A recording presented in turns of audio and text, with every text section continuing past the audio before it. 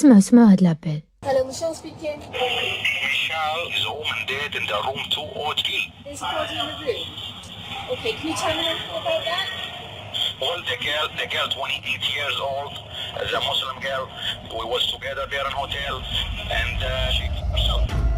انت ولا انتي تقدروا دابا تكونوا كتعرفوا في مواقع التعارف خصوصا الاسلاميه اللي في هاد السنين الاخرى ولات كتستعمل اكثر واكثر. ولكن واش عمرنا فكرنا في الناس اللي نقدروا نتلاقاو بهم تما؟ واش غير حيت سميتو موقع تعارف اسلامي فصافي غنتلاقاو بالناس المزيانين وعمرهم يقدروا يوصلونا لواحد الحاله خايبه في حياتنا؟ مواقع التعارف بكاع انواعها تقدر تفتح لنا الباب للناس مزيانين اللي يقدروا يكونوا جزء زوين من حياتنا، كيف ما تقدر تكون بدايه لقصص خايبه بزاف واللي ما عمرنا توقعناها. داكشي علاش اليوم درت هذه القضيه. هاي جيسبر تكونوا مزيانين والمود هو هذا. سنه سعيده بعدا بالصحه والسلامه وكاع داكشي الزوين اللي كيقولوه في بحال هاد المناسبات.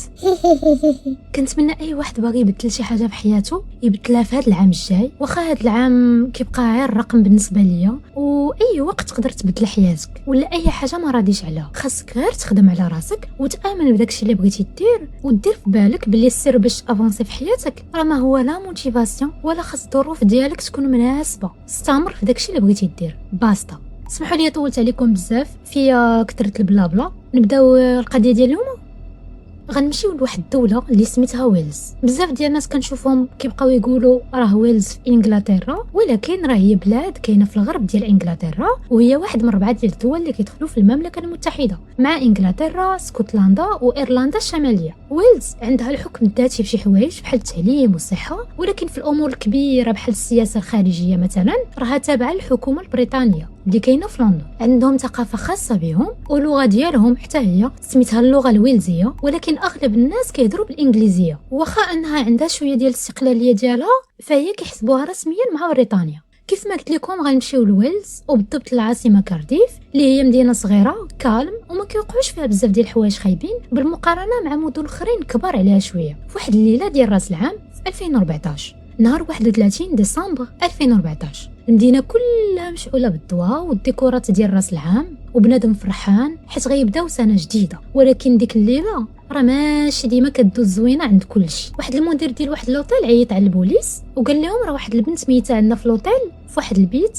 وكنظن بانها انتحرت. بالحق البوليس مشاو ديك الساعات لذاك لوطيل وبالضبط الغرفه 203 اللي لقاو معلق فيها ديك لافيش ديال عدم الازعاج بحال اللي كتشوفوا دابا، وكيلقاو البنت فوق الناموسيه مغطيه حتى الصدر ديالها ويديها مجموعين وكتبان في حاله ناعسه. وحدها واحد الدفتر كتب عليه في الصفحه الاولى اسمح لي يا سامي هذه هي النهايه كنبغيك، وكاينه السيناتور ديال البنت بالاسم ديالها. والبيت كامل كان مرون، القراعي طايحين، الفوطات في الارض مليوحين وشويه مسخين. في حايله ضرب الزلزال في داك البيت. البوليس عرفوا على ديك البنت اللي سميتها نادين وعيطوا على العائله ديالها. وقبل ما ندخلوا في التفاصيل ديال هذه القضيه اجي نتعرفوا اكثر على هاد نادين ونعرفوا شنو اللي يخليها توصل لديك الحاله اللي لقاوها فيها. البنت سميتها نادين ابو راس، عندها 28 عام، الاصل ديالها هو ليبي من جهه ديال الاب ديالها، والام بريطانيه مسلمه، وعندها 2 ديال الخوت ايمن وجمال واختها انيسه. كانت كتعيش في دار بوحديتها في نفس المدينه اللي هي كارديف حيت بغات تستقل بذاتها وتعتمد على راسها. على حساب الهضره ديال عائلتها نادين واحد الانسانه اللي ذكيه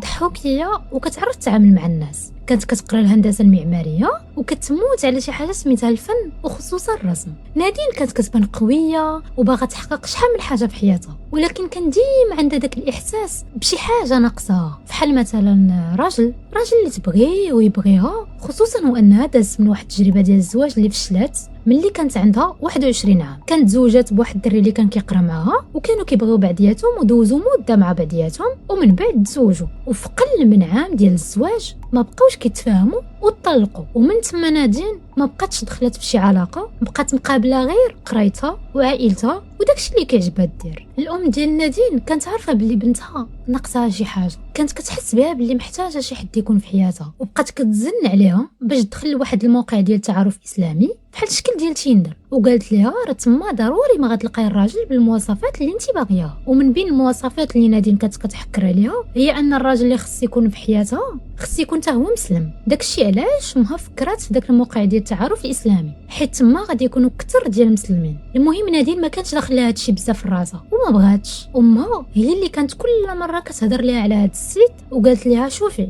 راه الا ما دخلتيش ليه راه انا اللي غادي نصيب لك كونت تما وغادي نهضر مع الناس بسميتك. وبصح راه هي اللي صايبت لها داك الكونت. المهم السيده باغا تزوج بنتها وصافي، بقات كتشجع بنتها انها تدخل ليه. ونادين شافت عيات وقالت لها صافي دخلات ليه، تعرفات على بزاف ديال الناس وبزاف ديال الرجال عجباتهم حيت زوينه في الشكل ديالها وضحوكيه. ولكن نادين حتى واحد ما عمر لها عينيها من غير واحد الراجل سميتو سامي المهري واللي تعرفت عليه 2012. نسيت ما قلت لكم بلي هاد الاحداث كامله كانوا كيدوروا في 2012، انا قلتها لكم دابا. سامي المهري 43 عام، خليجي، لاباس عليه وساكن في نيويورك وكيخدم عامل في الاف بي اي. كيحماق على السيارات الفاخره وعنده فرع كيبيعهم فيه نيت في نيويورك، وعنده بزاف ديال الديور في المدينه اللي هو عايش فيها وحتى في طنزانيا. نادين مني شافته ودرات معاه تزعطات فيه زعطه ديال العمى في الظلمه، خصوصا وان حياتها كامله كانت كتحلم انها تخرج من كارديف وتشوف بلايص جداد. دونك عجبها الحال اكثر. واش اختي بصح تزعطات فيه هو نيت ولا في الاخلاق والمبادئ اللي عنده؟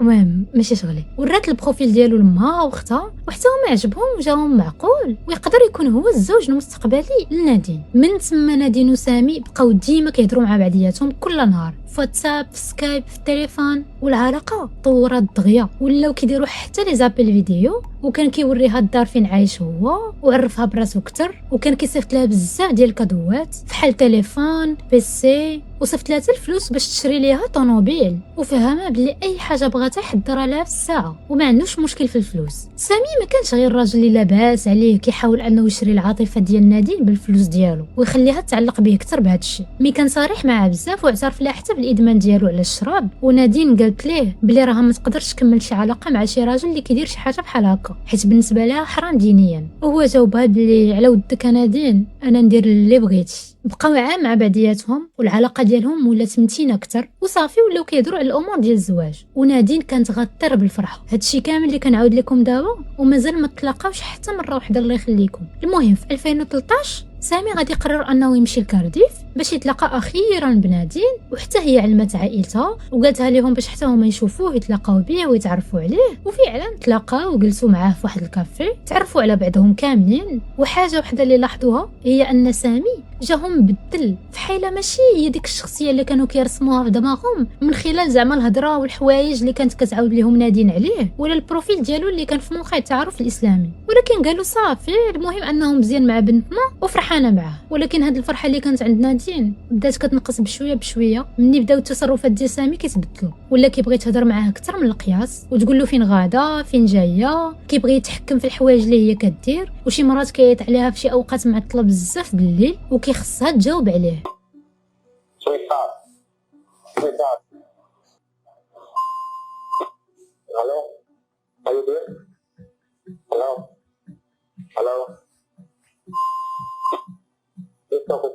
وباش يلفت الانتباه ديالها كان ديما كيجبد شي حدث بحال مثلا يقول لها راه جداتي راه مريضه بزاف، ولا حقا راه اختي راه دارت كسيده مسكينه. هادشي كامل غير باش نادين تبقى ديما مهتمه به والانتباه ديالها كامل غير معاه. وفي الصيف 2014 في شهر 7 نادين غادي تقرر انها تمشي عند سامي لنيويورك، وهو اللي خلص عليها البي ديال الطياره، وكانت غطير من الفرحه حيت اخيرا غتشوفو عاوتاني وغتشوف حتى فين كيعيش وكيفاش كيعيش وغتعرف عليه اكثر واكثر. ولكن في الطريق هو غاد بدات نادين كتحس باللي غادي في شي جوايه اللي ما يمكنش تكون الدار ديالو تما، وديك الفرحه ديالها بشويه بشويه بدات كتجمع وهو يديها لواحد الخربه اللي مبدله تماما على الدار اللي كان كيصور ليها باللي راه كيسكن فيها. وقرر انه من الدقه الاولى يبين ليها الوجه الحقيقي ديالو. تما نيت بداو كيتخاصموا وهو يضربها وحاول انه يتعدى عليها ويخنقها ودخلها لواحد القبو ديال ديك الدار وسد عليها تما كاين. وتما نادين عرفت راسها باللي من 2012 وهي عايشه في كذبه وباللي سامي ماشي هو داك الشخص اللي بغات يكون في حياتها. نادين غادي تقدر تفلت منه من بعد وترجع لدارهم في كارديف. ما كاين حتى شي معلومات على كيفاش قدرت انها تفلت منه، واش هو اللي خلاها من بعد ولا هربات ما عرفتش. رجعت للدار ديالها وهي مدمره ومشوكيه من داكشي اللي وقع لها. وفي 15 سبتمبر 2014 عيطت على البوليس ديال كارديف ودارت به شكايه وعاودت لهم كاع داكشي اللي وقع ليها، ولكن من بعد ما كملتش ديك القضيه ديالها. وسامي عمره ما تحاسب على داكشي اللي دار لها. نادين عاودت لعائلتها داكشي اللي وقع ليها. من بعد هادشي سامي كان ديما كيهدد في نادين وكيسباميها بكثره لي ميساج ولي زابيل، وهي غير كتحاول ما تجاوبوش وتبلوكيه. وفي واحد الوقت غادي تقول لماما شي مرات كنحس بلي سامي كيعرف عليا كلشي، فين كاينه، اش كندير، مع من كنهضر، شنو كنقول، كلشي. والحاجه اللي ما كانتش عارفاها هي انه ملي مشات عنده لنيويورك خدا التليفون ديالها وانستالا فيه واحد اللوجيسيال ديال بيراتاج، ولا كيعرف عليها كلشي، اش كدير، مع من كتهضر، كيشوفها من الكاميرا ديال التليفون وكيقدر يسمع من الميكرو الهضره ديالها. Situations where Nadine said to me, Mum, he seems to know where I am, that I'm not in the house or I'm not home. Oh, that's really freaky because he knows you're standing there and he knows that we've been talking and he knows that I've texted you to meet me. And she said, it's kind of, I'm intrigued by it, but I'm scared. وفي الوقت اللي سامي كيكمل فهاد السبام اللي كيدير ليها، نادين كتحاول غير تجاهلو، ولكن هاد الشيء عاد مازال جعرو كتر، حيت ولا كيهددها حتى بالتصاور ديالها. المهم شي تصاور اللي شويه حساسين ديالها. كان كيقول لها الا حبستي معايا الهضره ولا تفرقتي معايا، هاد التصاور كامل غادي نوريهم لعائلتك وغادي نحطهم ليك في الانترنت. باش نكون واضحه معكم، شي مصادر كيقولوا بلي هي اللي كانت كتصيفط ليه دوك التصاور، وشي وحدين كيقولوا بلي يمكن خداهم ليها مني بيراطا ليها التليفون ولا كيهددها بهم. المهم انت اللي كتفرجي فيا دابا، سواء انت اللي كتصيفطي تصاورك ولا خداهم لك شي حد، من الاحسن تمشي ديكلاري به ديك الساعه باش تحلي داك المشكل، عوض ما تبقاي خايفه وكتطلبي فيه والامور من بعد تنسى، ولا تبقاي مده طويله وشي حد كيهدد فيك ولا يحط تصاورك في الانترنت. واحد الوقت نادين تعرفت على واحد الدري اللي عجبته نادين، سميتو دانيال وعنده 36 عام وكيقرا ديزاين دانتيريور، وقيلا كيقولوا لها تصميم ديكورات داخليه ولا شي حاجه بحال هكا. المهم هادوك اللي كيصوبوا الديكورات في وسط الدار وكيشوفوا داكشي اللي كيصلاح وداكشي اللي ما كيصلاحش، داكشي هي هادي. المهم نادين عطاتو النمره ديالها باش يبقاو يهضروا مع بعضياتهم، وعند بالها بلي سامي ما غاديش يعرف هادشي، ولكن سامي كان كيعرف عليها كلشي، حتى لدابا مازال ما عرفاش بلي هو راه مانستالي ليها داك اللوجيسيال في التليفون ديالها، ومنه باش كيقدر يعرف عليها كلشي. واي حاجه كانت بينها وبين دانيال كان كيشوفها حتى سامي، ورجع عاوتاني كيهددها اكثر وكثر. وهاد المره ولا كيقول ليها الحل الوحيد باش نحبس هاد الشيء هو انك تقطعي العلاقه ديالك تماما مع داك دانيال وما تلاقايش به، حيت كانوا دايرين واحد الديت باش يمشيو للسينما. والحاجه الثانيه هو انه خصنا نتلاقاو ونتشافوا ونهضروا على هاد الشيء كامل. ونادين حتى هي كان كيبان ليها باللي انها تشوف سامي وتهضر معاه يقدر يكون هو الحل المثالي باش يفهمها وما يبقاش يدور بصحته. ولكن اللي ما عرفاش هو ان هاد الشيء هو اخر حاجه يقدر يفكر فيه داك الكيدار ديال سامي. في 27 ديسمبر 2014 سامي غادي يمشي لبريطانيا ونادين غادي تمشي تتعرض له في لايغوبور ديال لندن. ونهار 28 ديسمبر 2014 كيبانوا بجوج في الكاميرا ديال المراقبه غاديين داخلين للدار ديال نادين مع ديك الربعه ديال العشيه.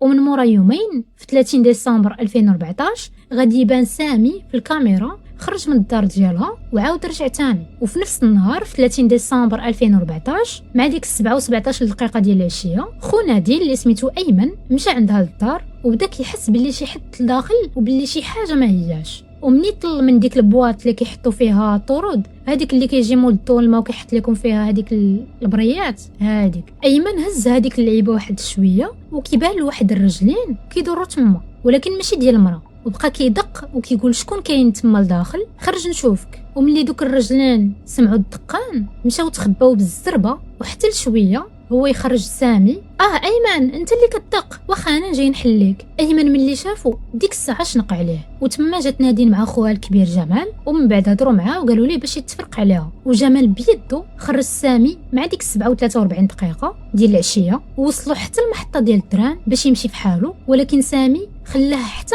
مشى لواحد المغازه قريبه لمحطه ديال التران وشرى منها الشراب، ومن تما مشى لواحد لوطيل اللي سميتو فيوتر ان، دخل البيت ديالو بقى واحد شويه وعاود خرج. ومن بعد مشى للبار ديال لوطيل وشرب تما حتى هي كيف ما كيبان لكم دابا. ومن بعد مشى للغيسيبسيون وعيط على نادين وقال لها راه ما نقدرش نخرج من بريطانيا حيت الباسبور ديالي بقى عندك. وقال لها عافاك واش تقدري تجيبيه ليا. والهبيله ديال نادين عند بالكم غادي تقول هذا راه بسيكوبات وما معاش اللعب وراه ديجا حاول يغتصبني. قالت ليه واخا انا غنجيبولك، ومشات حتى للوطيل. ديك الساعه كانت فايته 9 ديال الليل، ومن داك النهار نادين غبرات. عائلتها كيعيطوا عليها بزاف ديال المرات ما كتجاوبش، حتى غادي يجي البوليس اتصال في 31 ديسمبر 2014 من لوطيل وغادي يقولوا لهم لقينا واحد البنت ميته في واحد الشومبر عندنا. البوليس ملي غادي يجيو كيف ما قلت لكم من قبل غادي يلقاو البيت مرون، الفوطات في الارض طايحين ومسخين، القراعي حتى هما طايحين، ونادين في حاله ناعسه. وحده داك الكتاب اللي مكتوب في الورقه الاولى داك الميساج ديال الانتحار، وفيها بزاف ديال الضرابي بحال كدامات وعضات في يديها بحال كانت كدابز مع شي حد. البوليس ديك الساعه بلغوا العائله ديالها اللي ملي جاو لقاو بلي راه شحال من حاجه ناقصه من الاغراض ديال نادين، بحال التليفون ديالها، بيسي، وحتى الطوموبيل ديالها ما كايناش. واول حاجه فكروا فيها البوليس هي انهم يفيريفيو الكاميرا ديال المراقبه باش يعرفوا شنو طرا بالضبط داك النهار ويفهموا كيفاش تقدر تكون ماتت نادين. ملي البوليس شافوا الكاميرات بنت لهم نادين جات للوطيل كيف ما قلت لكم باش تعطي الباسبور لسامي، وفي عوض ما تحط الباسبور غير في الريسبسيون مشات عنده حتى البيت ديالو 203 مع ديك 9 و10 دقائق. ومن بعد الكاميرا غادي يشدوهم خارجين بجوج من مورا واحد 40 دقيقه هكاك، مشاو لواحد الريستو قريب تما، والناس اللي تما كانوا يشهدوا باللي كانوا كيسمعوهم كيتخاصموا بيناتهم. وعاوتاني الكاميرات غادي يشدوهم بجوج راجعين للبيت اللي في لوطيل مع ديك 11 و11 دقيقه، وهذيك هي اخر مره بانت فيها نادين.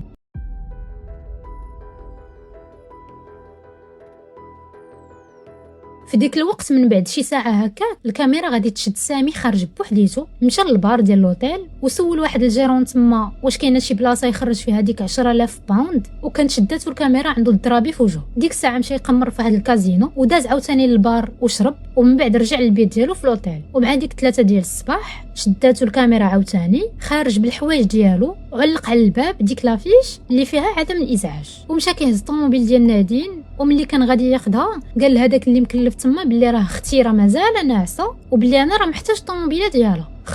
اختك نيت اخويا. ومع ديك 7 ديال الصباح شداتو الكاميرا داخل لايغوبور. ونسيت ما قلت لكم باللي حتى هو كان مشى عيط ل 999 اللي هو الرقم ديال الطوارئ اللي كاين في المملكه المتحده فحال 911 ديال الامريكان الدول الاخرين. وها اش قال لهم. Hello, Michelle speaking.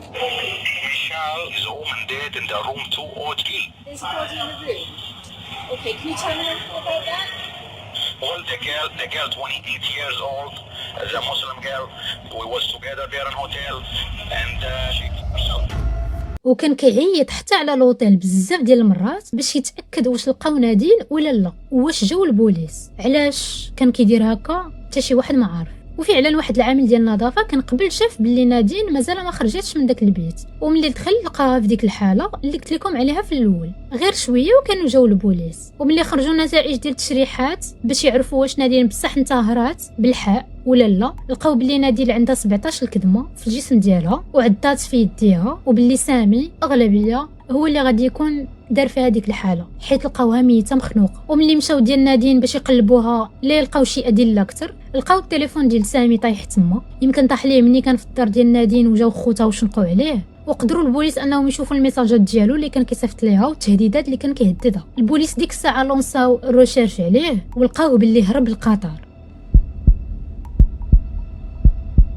سامي ملي هرب لقطر والبوليس كانوا كيعيطوا عليه كان كيجاوبهم بكل راحه، وكان كيقول لهم راني حاولت غير انني نعاونها وباللي هو راه في تايلاند دابا. قال لهم باللي راه هي اللي كانت كطلب مني هذا الشيء. ومن بعد هرب لتنزانيا. مني بحثوا عليه مزيان وقلبوا عليه مزيان شكون هو، لقاو باللي اصلا هو ما عمره ما كان مليونير وما عمره ما كان كيخدم مع الاف بي اي، وكان كيخدم غير شيفور. كيفاش كان كيدبر على دوك الفلوس اللي كان كيخسرهم عليها ما عرفتش. والمعلومات كاملين اللي كان كيكتبهم على راسو في داك موقع التعارف الاسلامي كان غير باش يجذب البنات ويبغيوه. والمشكله ان سامي ما قدوش انه دار ديك الحاله في نادين، ولكن قرر انه ينتقم حتى من العائله ديالها. في وسط ما كانوا كيحاولوا يستوعبوا شويه شنو اللي وقع لبنتهم، سامي كان كيصيفط لهم ميساجات من التليفون ديال نادين، وكان كيقول لهم كلام خايب بزاف. ومن الميساجات اللي كان كيصيفط كان كيقول للام ديال نادين باللي انتي راه غلطتي بزاف فيا، نوبتك راه جايه من بعد. وكان كيقول لهم حتى راه خوها هو اللي قتلها. كان باين باللي حاقد عليهم بزاف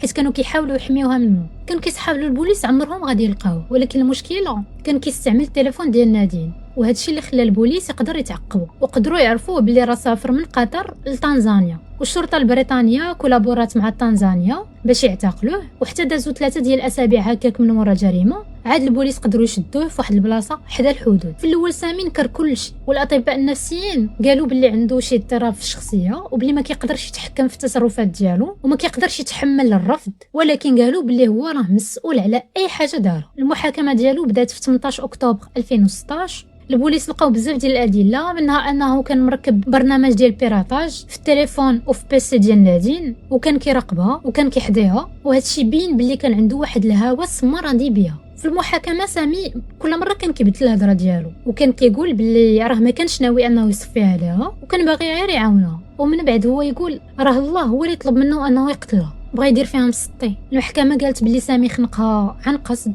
ومن بعد غسل الجثه ديالها باش يمحي الادله وعاود لبس ليها الحوايج ديالها. وهذا الشيء اللي فسر داك البيت اللي كان مرون، دوك الفوطات اللي كانوا مليوحين ومسخين، وهو اللي كان كتب ديك الرساله في الجنب ديالها باش يبين انها انتهرت ومن بعد هرب. وفي الاخر المحكمه حكمت عليه بالسجن المؤدب مع امكانيه الافراج المشروط من بعد 17 عام. كانت هذه القضيه ديال نادين، والحاجه اللي نقدروا ناخذوا منها هي ردوا البال من العلاقات اللي كيكونوا في الانترنت، وانت كبنت ما تبقايش تشاركي المعلومات الخاصه ديالك ولا حتى التصاور اللي كيكونوا حساسين شويه مع شي حد. والنهار طيحي بشي مشكل هضري مع شي حد اللي قريب ليك اللي كتحسي به كيفهمك، ولا سيري نيشان عند البوليس. ونهار تبغي تلاقاي بشي حد اللي ما كتعرفيهش مزيان، من الاحسن تلاقاي به فشي بلاصه اللي بيبليك باش لا كان شي مسطي ولا شي حاجه ما يقدر يدير لك والو. ونهار تكوني مع شي حد ويبداو يبانوا لك شي تصرفات نرجسيه فحال كيبغي يسيطر عليك اكثر من القياس ولا كيهدك بشي حاجه، من الاحسن تسدي داك الباب من الاول قبل ما الامور تزيد تعقد. هادشي اللي نقدر نقول لكم هاد الساعه. الفيديو سالت هنايا، وستي سيف ونتلاقاو فيديو جديده.